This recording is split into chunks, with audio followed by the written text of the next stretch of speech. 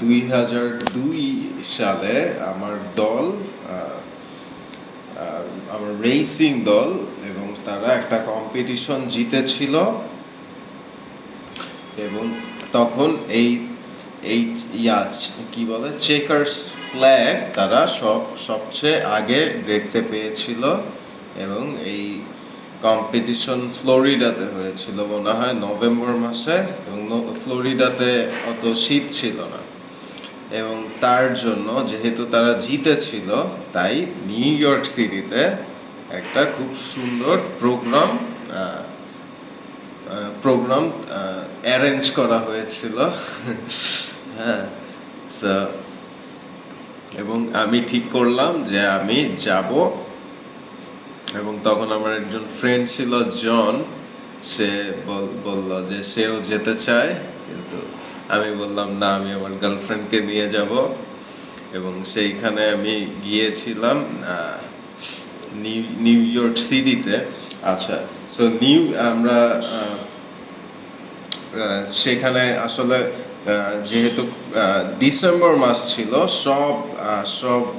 সবাই new York সিটিতে যেতে চাইছিল, তাই সেখানে একটা জ্যাম ছিল।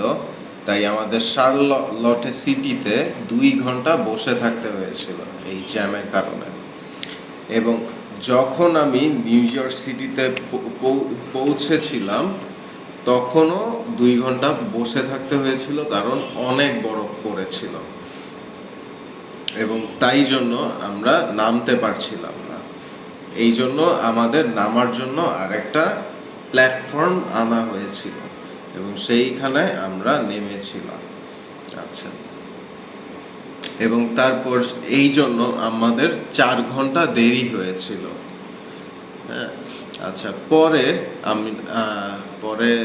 কি করলাম?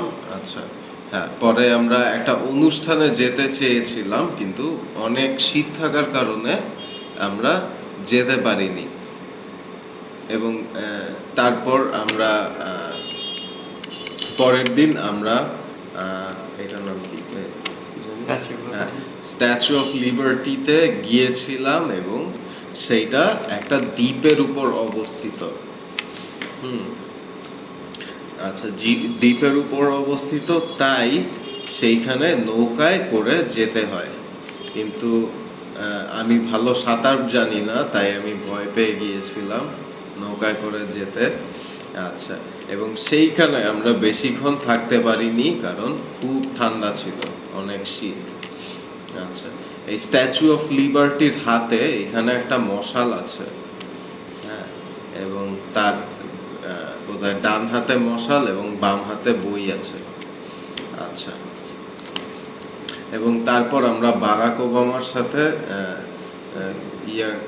ক্রিসমাস পালন করতে গিয়েছিলাম, এবং বারাক ওবামা এই কি বলে, হ্যাঁ, এই অনুষ্ঠান উদ্বোধন করেছিল। এবং এটা বোধহয় অন্য স্টেট থেকে আনা হয়, এবং এটা খুব সুন্দরভাবে সাজানো হয়। এবং এটা বোধহয় আমেরিকার সবচাইতে বড় কি জানি ক্রিসমাস ট্রি, মনে হয় কানাডা থেকে আসে হয়তো। আচ্ছা, সো